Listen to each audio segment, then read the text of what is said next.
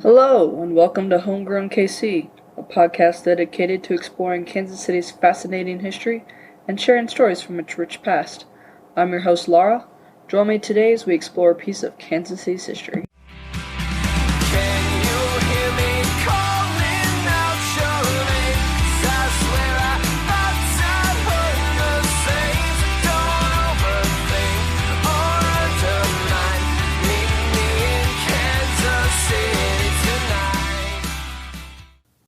Thank you for joining me today for part 4 of Boss Tom Pendergast's epic saga of Dominion in Kansas City. Oh god, I swore this would be the last episode, and I really thought it would be, but it turns out there's actually going to be 5 episodes on Pendergast. If this is your first time listening, hello and welcome, but please pause here, go back and listen to the rest of this series. That would be the Prohibition episode, and then Pendergast's parts 1, 2, and 3. Alright, so previously on Homegrown KC, Pendergast's policies made Kansas City a wide-open town during national prohibition. The continuous flow of money and the 10-year plan allowed the city to prosper during the Depression. Today on Homegrown KC, Pendergast's reign, like all great things, must come to an end. Alright, let's see, where were we? The Pit of Despair. Just kidding. But let me take this moment to remind you to wear a mask in public. I actually have 2 new side characters to introduce to y'all. Guy Park, who I name-dropped in the last episode, and Robert E. O'Malley. So let's start with Park. I have very little information on him, nothing about his childhood. He was born in 1872, just a little ways north of Kansas City in Platte City. He studied at Gaylord Academy. I'm not sure if that's a college or a high school, but I'm leaning towards high school. And he earned a law degree from the University of Missouri in 1896 at the age of 24. He was an attorney in his hometown beginning in 1900, and the city's prosecuting attorney from 1906 to 1910. Eventually, he became a Platte County judge in 1923, and he served in that position until he was elected governor of Missouri in 1932. Now, in 1932, a man named Francis Wilson had actually been voted the Democratic nominee for governor, but he died suddenly in October. So Pendergast selected Judge Park to replace him, and remember, at this time, Pendergast held a lot of power statewide, so it was really easy for him to convince the election committee to accept Park as Wilson's replacement. Apparently, the 2 men were longtime allies. I didn't see anything in my research that said that Park was an official member of the machine, but again, that could just be because I couldn't find a lot of information on him, period. They did favors for each other in the past, including Tom helping him get elected judge. And so, of course, Pendergast helped him get elected governor. This leads me to our next side character, Robert E. O'Malley. According to Rudolph Hartman, author of The Kansas City Investigation, quote, one of Governor Park's first official actions was to name Robert Emmett O'Malley to the important post of State Superintendent of Insurance. So O'Malley's from my hometown, Leavenworth, Kansas. He was born April 12, 1874. He moved to Kansas City in 1897 when he was 23 and opened a cigar business. Tom was the vice president of the cigar company. He closed the business in 1925 so that he could go to Ireland to fight the English. For my non-patron supporters, the intense nationalist zeal held by many Irish immigrants and their descendants for the Irish motherland is something that I discussed with historian Pat O'Neill in my 3rd Patreon episode on Irish history in Kansas City. Well, he wasn't in Ireland very long. He returned to Kansas City in 26, and he opened an insurance company. And, as I said earlier, he became the superintendent of insurance in Missouri in 1935. Alright, so 1935 is the beginning of the end with the fire insurance scam, the origins of which actually stretch back over a decade. So way back in 1922. The Missouri Superintendent of Insurance told insurance companies in the state to lower their premiums by 10%. They didn't like that. That meant less money. So they went to court. The Missouri State Supreme Court said, yes, the superintendent has that power. And they really didn't like that. So they took the case to the U.S. Supreme Court in 1928. And they said, yes, he has that power. The insurance companies basically said, screw you. And in 1930, they raised their rates by 16 2/3%.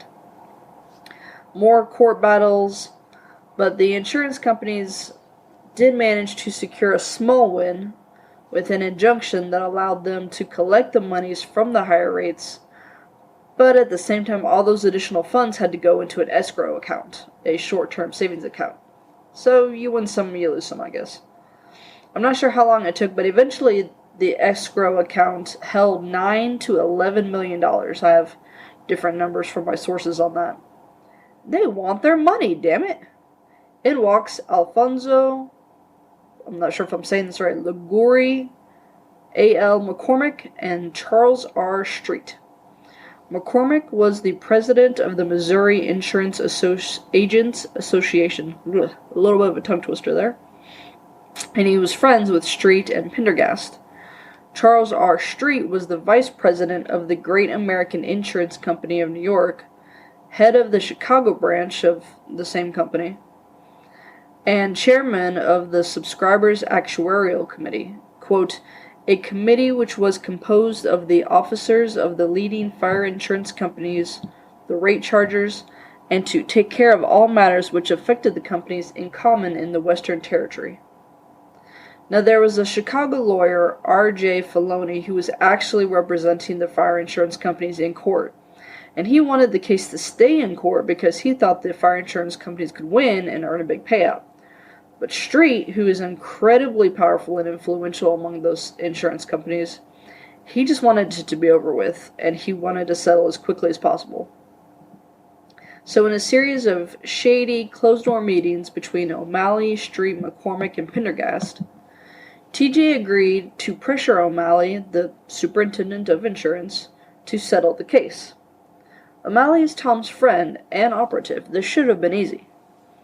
Street, McCormick, and Pendergast met in Chicago in January of 35, and Street at this time asked Pendergast to use his influence to convince the powers that be, aka O'Malley, as I said, to approve of the rate increase and release the accrued funds to the insurance companies.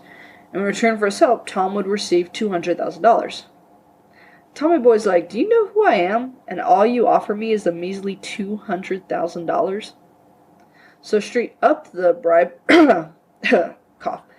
compensation to $500,000.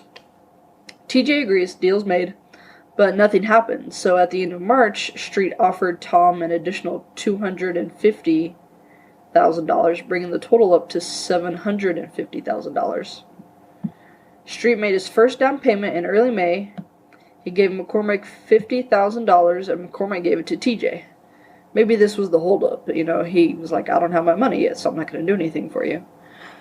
Anyway, May 14th, we have the last of these meetings. This one included O'Malley, Street, McCormick, Filoni, and 3 other attorneys. It's a really big meeting. The other 3 are, quote, J.T. Baker of Kansas City representing the state's attorney, P.W. Terry of St. Louis representing the Missouri Inspection Bureau, and P.B. McHaney, chief counsel for the insurance department. Kind of almost wondering if it's a requirement of attorneys that you just go by your initials. I don't know what's going on here. Anyways, they met in the Mulebach Hotel in Kansas City. It's a really famous hotel. I think I mentioned it in the Prohibition episode. They finally agreed to a settlement, and the funds would be dispersed as follows. 50% to the fire insurance companies, 30% to a trust fund with Street and Filoni as trustees, and 20% to policyholders. And, quote, out of the 30% trust fund, the Missouri Insurance Department was to receive $200,000 as reimbursement for expenses.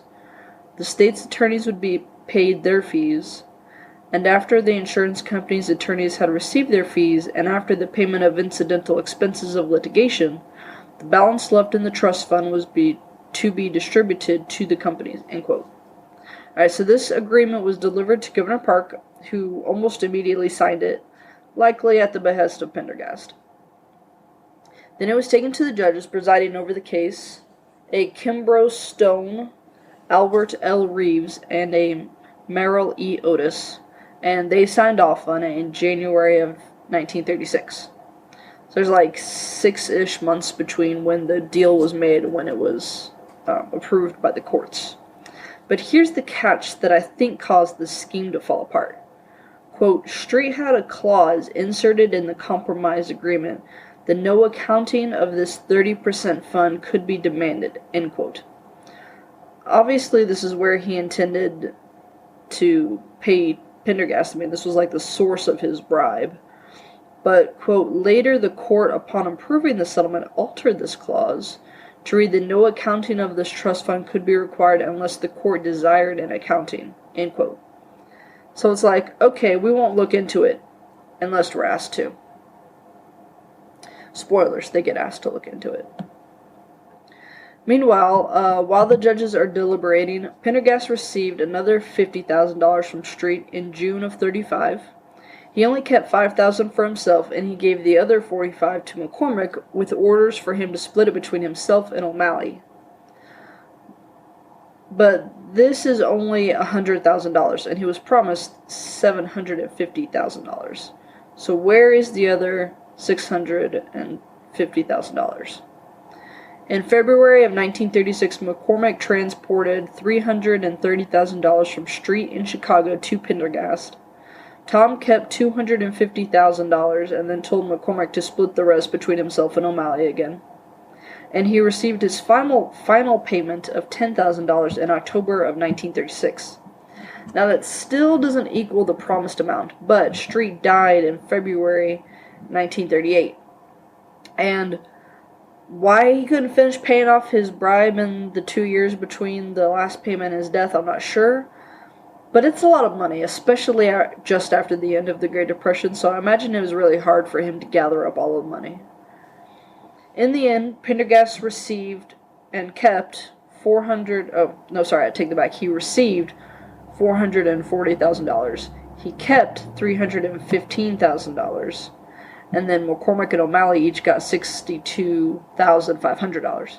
According to Larson and Holston, he might have gotten away with it if he had paid taxes on the $440,000, but guess what? He didn't.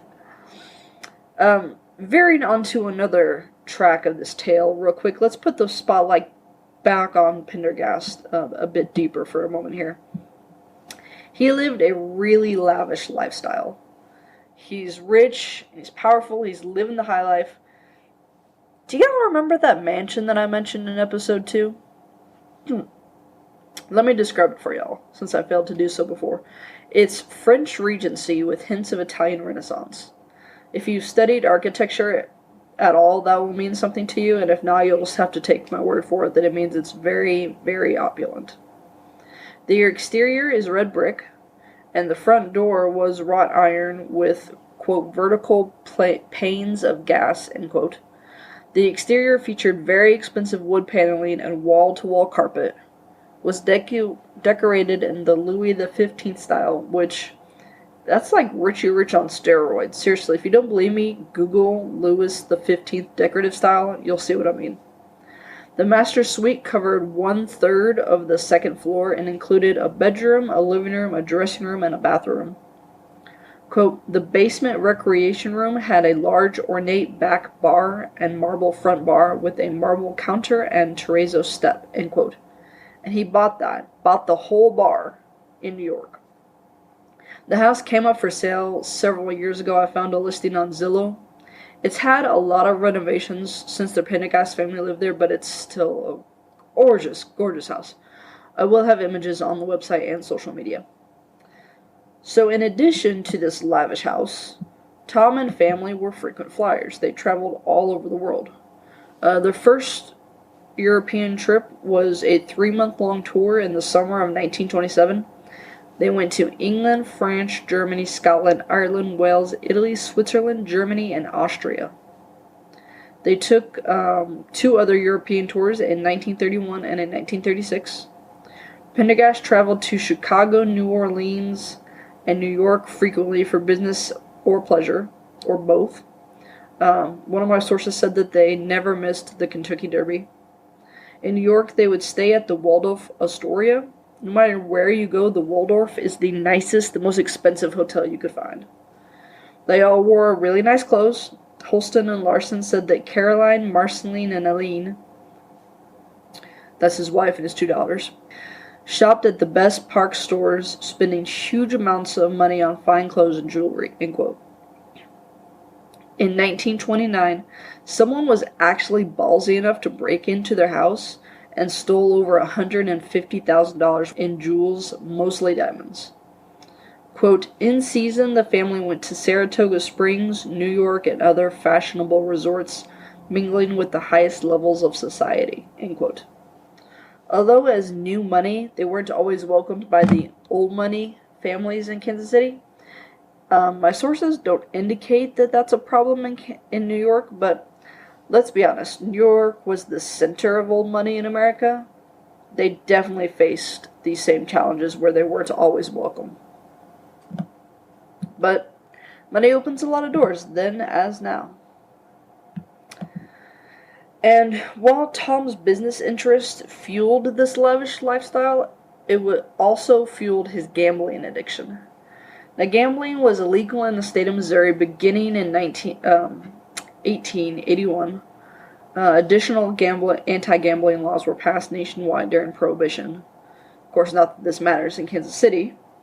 The city had somewhere between 2,000 and 3,000 dealers, bookies, and gamesters, according to Holston and Larson. Tom made as much as $20 million a year from gambling dens and another $12 million a year from prostitution houses and narcotic sales. In 1928, he built the Riverside Jockey Club, also known as Pendergast's Track, Riverside Park, and Riverside Downs in, you guessed it, Riverside, Missouri, which is just a little bit ways north of Kansas City.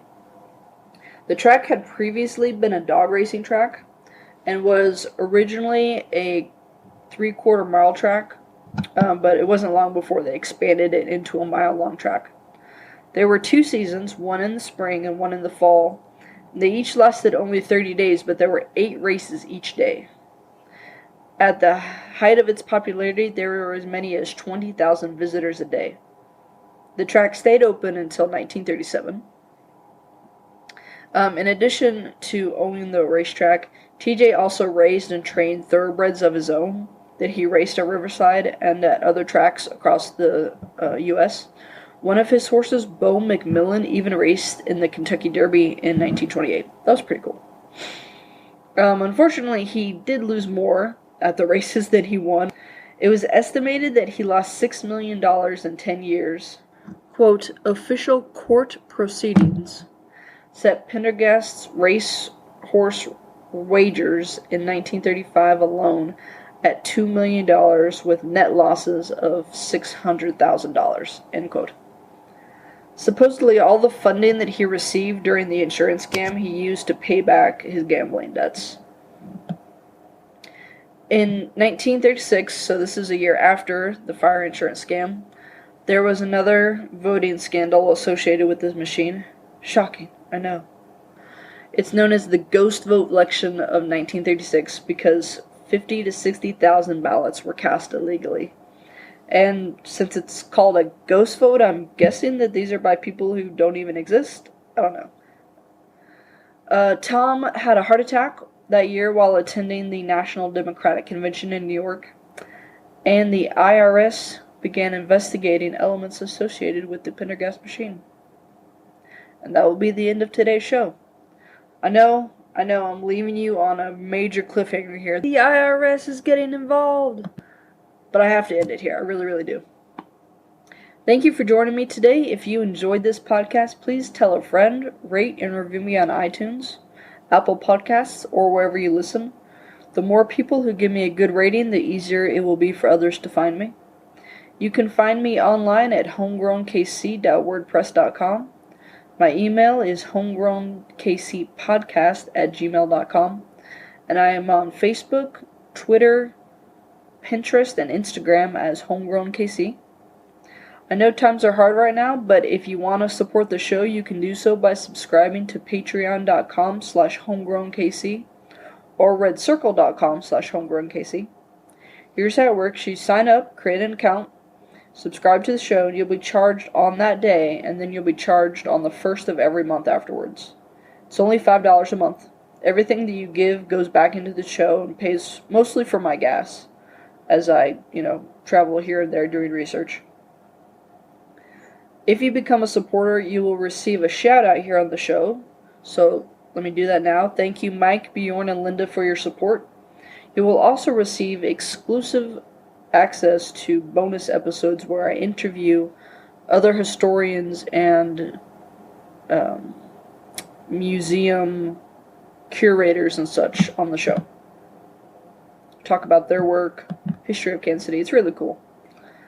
Thanks goes out to my very talented sister-in-law, Sarah McCombs, who created my logo, to the Dear Misses for the use of their song Kansas City as the intro and outro music of the show, and last but not least to local libraries who enabled me to gather all my research. Thanks for listening.